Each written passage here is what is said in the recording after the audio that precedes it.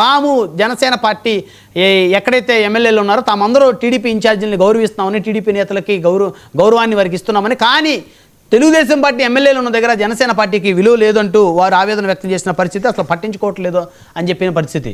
So ఏంటి చంద్రశేఖర్ గారు, ఏం జరుగుతుంది పార్టీలో? కూటమిలో ఏం జరుగుతుంది, మీ పార్టీలో ఏం జరుగుతుంది?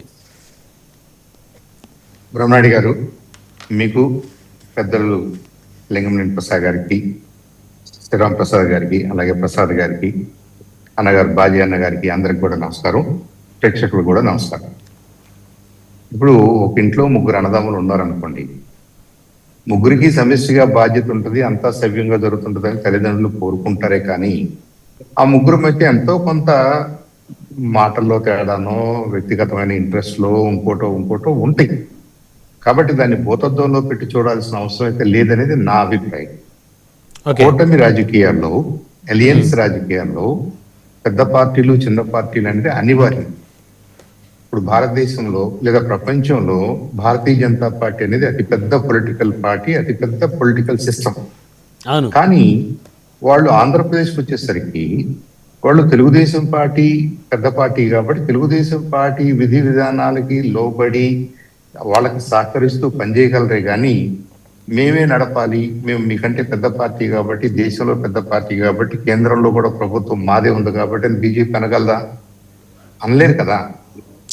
అలాగే జనసేన పార్టీలో కూడా కార్యకర్తలు అందరూ మేమందరం కూడా అర్థం చేసుకోవాల్సింది ఏంటంటే, ఇది సంకీర్ణ ప్రభుత్వం ఉన్నటువంటి టైంలో నిజంగానే సంఖ్యాబలం ఎక్కువగా ఉన్నటువంటి తెలుగుదేశం పార్టీకి కొన్ని అడ్వాంటేజెస్ ఉంటాయి. దాంతో కంపేర్ చేసుకుంటూ అలాగే మాకు జరగాలి, అలాగే మా మాట సాగాలి అని కోరుకోవడం కూడా కొద్దిగా అత్యాస అవుతుంది.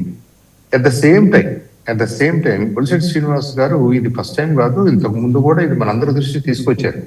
ఆయన రైట్ చేస్తుంది ఏంటంటే, ఇప్పుడు ఏదో ఒక ఫార్ములాకి మనందరం ఒప్పుకున్నాం కదా, 70-20-10 అనో ఏదో ఒక ఫార్ములాకి ఒప్పుకున్న తర్వాత కుడి ఎడంగా అలా జరిగేలాగా చూసుకోవటం అందరి బాధ్యత. ఇది ఒక పార్టీ కంప్లైంట్ చేస్తున్నాను, ఇంకో పార్టీ ఏదో తగ్గే ఆన్సర్ చేయాలన్నది కాదు. ముగ్గురు కలిసి ఉన్నప్పుడు మూడు పార్టీల కార్యకర్తల్ని చూసుకోవాల్సిన అవసరం 3 పార్టీల నాయకులకి ఉండదు. అలాగే 3 పార్టీలకి చెందిన నాయకులు వాళ్ళకి ఏదన్నా వాళ్ళ నోటీస్కి ఏదన్నా ఒక విషయం వచ్చినప్పుడు, ప్రజా సమస్య వచ్చినప్పుడు, దాన్ని ఆఫీసర్స్ దృష్టికి తీసుకెళ్ళినప్పుడు వాళ్ళు కూడా అదే దృక్పథంతో చూడాల్సిన అవసరం ఉంటుంది.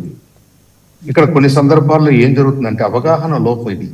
ఇది అధికార యంత్రాంగంలో ఉన్నటువంటి అవగాహన లోపం, పొలిటికల్ పార్టీల మధ్యన ఉన్నటువంటి పార్టీ క్యాడర్లో ఉన్నటువంటి, ఎస్పెషల్లీ గ్రామ స్థాయిలో ఉన్నటువంటి కార్యకర్తల్లో ఉన్నటువంటి ఈ అవగాహన లోపం వల్ల ఈ రబ్బింగ్ మనకు కనిపిస్తున్నాయి. కానీ ముఖ్యమంత్రి గారు అనేక సందర్భాల్లో చెప్పారు, ముగ్గురు కలిసి ఉన్నాము, 3 పార్టీలు ఇంపార్టెంట్ అను, అందరి అవసరాలని గమనించుకుంటూ, కార్యకర్తల మనోభావాన్ని గమనించుకుంటూ మనందరం కలిసి పనిచేస్తేనే ఇది కలిసి ఉన్నట్టుగా ఉంటుంది. దాంట్లో no doubt about it. Any విఘ్నత ఉన్నటువంటి ఏ రాజకీయ నాయకుడైనా దాన్ని అలాగే విశ్లేషిస్తాడు. అన్ని చోట్ల జరుగుతుందా, ఆ గ్రౌండ్ లో అన్ని చోట్ల జరుగుతుందా అంటే అందరూ సమానం కాదు కదా.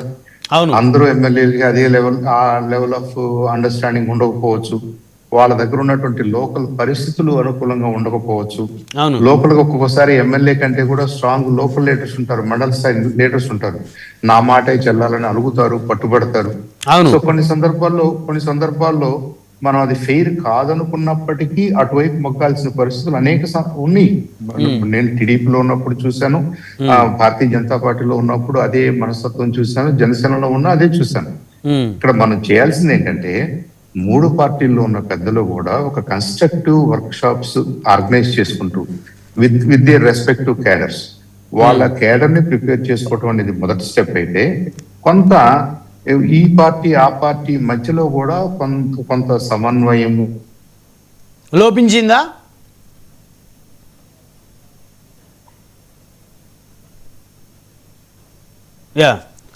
అసెంబ్లీ స్థాయిలో లేదనుకుంటే జిల్లా స్థాయిలో కొంత ఎఫర్ట్ అయితే జరగాలి. వాళ్ళే సర్దుకుపోతారులే, వాళ్ళే అర్థం చేసుకుంటారులే అని మనం అనుకుంటే, బ్రహ్మనాయుడు గారు, అందరికీ మనం అనుకున్నది అర్థం కాకపోవచ్చు. ఇప్పుడు పవన్ కళ్యాణ్ గారు లేదంటే నరేంద్ర మోడీ గారు, చంద్రబాబు నాయుడు గారు ఏ వ్యూహంతో ముందుకెళ్తున్నారు, ఏం జరగాలని కోరుకుంటున్నారు, ఇది ఎందుకు ఈ కూటమి ఏర్పడింది, ఎందుకు మనం ఇంకొక 5, 10, 15 సంవత్సరాలు కలిసి ఉంటే బాగుంటుందని అనుకుంటున్నారు అనేది probably it's not up for public debate లో ఓపెన్ గా మైకుల్లో చెప్పుకునే అంశాలు కాకపోవచ్చు. ఓకే ఓకే కానీ వాళ్ళ నాయకుల్ని వాళ్ళ క్యాడర్ని ప్రిపేర్ చేయాల్సిన అవసరం అయితే కనిపిస్తుంది. అది 3 పార్టీల్లోనూ కనిపిస్తుంది. అయితే ఇంకొక అంశం చంద్రశేఖరరావు గారు, బొలిశెట్టి సత్య గారు ఆల్రెడీ 2 నెలల క్రితం తాను ఒక లెటర్ రిలీజ్ చేస్తే ఈరోజు 25వ తారీఖున ఈరోజు జనసేన పార్టీ కార్యాలయం, జనసేన పార్టీ కేంద్ర కార్యాలయం మంగళగిరి అంటూ ఒక లెటర్ రిలీజ్ అయింది. అంటే ఈ లెటర్ అయితే పార్టీ అఫీషియల్ పేజీలో పెట్టారు కాబట్టి ఇది ఫేక్ అని అనడానికి ఎలాంటి ఆధారాలు లేవు, ఇది ఖచ్చితంగా ఒరిజినల్ లెటర్ అని అనుకోవాల్సిన పరిస్థితి. శ్రీ బొలిశెట్టి సత్యనారాయణకు జనసేన పార్టీతో ఎటువంటి అనుబంధం లేదని తెలియజేస్తున్నాము. ఆయన తన వ్యక్తిగత సిద్ధాంతాలను అనుసరించి నిమిత్తం పదవి బాధ్యతల నుంచి తప్పుకోవాలని నిర్ణయించుకున్నప్పుడు పార్టీ అధ్యక్షుడు శ్రీ పవన్ కళ్యాణ్ గారు అంగీకరించారు. శ్రీ బొలిశెట్టి సత్యనారాయణ చేపట్టే కార్యక్రమాలకు పార్టీకి సంబంధం లేదు. అంటే ఈ రోజు ఎందుకు మళ్ళీ ఈ లెటర్ రిలీజ్ చేయాల్సి వచ్చింది? ఇది ఎప్పుడో 2 నెలల క్రితం పంచాయతీ కదా. అంటే ఇప్పుడు ఎవరైనా ఒక కార్యకర్త కానీ ఒక నాయకుడు కానీ పార్టీ నుంచి on temporary basis, long term basis, వ్యక్తిగత రీజన్స్ వల్ల నేను కొద్దిగా బ్రేక్ తీసుకుంటానని ప్రపోజల్ పెట్టారనుకోండి, అదే రోజున దాని మీద లెటర్ రాయాల్సిన అవసరం లేదా ప్రెస్ మీట్ పెట్టాల్సిన అవసరం ఏమి ఉండదు. At the same time leadership కూడా అర్థం చేసుకోవాలి కదా. నిజంగా సత్యనారాయణ గారు అంత సీనియర్ లీడరు, మనతో మొదటి నుంచి ట్రావెల్ చేస్తున్నాడు, ఆయన ఏం కోరుకుంటున్నాడు, ఎందుకు బ్రేక్ తీసుకోవాలనుకుంటున్నాడు, నిజంగా ఆయన చెప్తున్న రీజన్ సహేతుకంగా ఉందా లేదా? సహేతుకంగా ఉందనుకోండి దాన్ని యాక్సెప్ట్ చేయాల్సి వస్తుంది. సహేతుకంగా లేదనుకోండి కొంతమంది పెద్దలు మాట్లాడే అవకాశాలు ఉంటాయి. ఇదంతా కూడా ఇట్స్ ఎ ప్రాసెస్. ఆ ప్రాసెస్ లో భాగంగా 1 or 2 months తీసుకుందేమో కానీ ఇది ఆయన అభిమతమే కాబట్టి, ఆయన బ్రేక్ తీసుకోవాలనుకున్నారు కాబట్టి ఆ పార్టీ కూడా దానికి సమ్మతించింది. కాబట్టి అఫీషియల్ గా మేము ఆయన చేసే పనులు పార్టీ చేసే పనులుగా చూడాల్సిన అవసరం లేదండి. ఆయన ఏ పని చేసినా అది ఏ పని చేసినా కానీ ఆయన వ్యక్తిగత కెపాసిటీలో ఆయన స్టేచర్ ఆఫ్ హిజ్ ఓన్ కాబట్టి ఆయన ఏం చేసినా కానీ దానికి మాకు అబ్జెక్షన్స్ అని కాదు. We are not party to that అని మాత్రం చెప్పగలుగుతున్నారు. చెప్పాల్సిన బాధ్యత ఉంది. ఎందుకంటే మళ్ళీ కూటమిలో కన్ఫ్యూజన్ లేకుండా బొలిశెట్టి సత్య గారు నిర్ణయాల పట్ల, ఆయన తీసుకున్నటువంటి విధానాల పట్ల ఎలాంటి డిస్టర్బెన్స్ జరగకుండా ఉండాలని ముందుగానే అలర్ట్ చేస్తూ ఈ లెటర్ రిలీజ్ చేశారు అనుకోవాలి, అంతే కదా సార్? అంటే ఇప్పుడు మనం చాలా సార్లు చూస్తాం కదా, బ్రహ్మనాయుడు గారు టిపికల్ గా కోర్టులో చూడండి, 2-3 జడ్జెస్ ఉన్నారు అనుకోండి ఒక బెంచ్ లో. ఆ బెంచ్ ముందుకు ఒక కేసు వస్తుంది. ఆ కేసుకి సంబంధించిన ఏదో ఒక పర్సనల్ కనెక్షన్ అనో, పరిచయం అనో, గతంలో పరిచయం అనో ఏదో ఒకటి సంబంధం ఒక జడ్జి గారికి ఉందనుకోండి, వెంటనే ఆ జడ్జి గారు ఏమంటాడు, ఇది నేను వినటం ఫెయిర్ గా ఉండదు, it's not before me claim చేసుకుంటాడు. అంటే ఈ బెంచ్ లో నేను ఉండకూడదు, నేను పక్కకి వెళ్ళిపోతాను, మీరు కానివ్వండి అన్నట్టుగా. మొన్న తెలుగుదేశం పార్టీ మొన్న కేబినెట్ లో కొన్ని డెసిషన్స్ తీసుకున్నారు. ఇండస్ట్రీకి ఏదో బెనిఫిట్స్ ఇవ్వాలనుకున్నారు. హెరిటేజ్ ఫైల్ వచ్చింది. అప్పుడు హెరిటేజ్ కి సంబంధించిన వాళ్ళు అక్కడ ఉండటం ఫెయిర్ కాదు కదా. It's a part of ethical practices అంతే.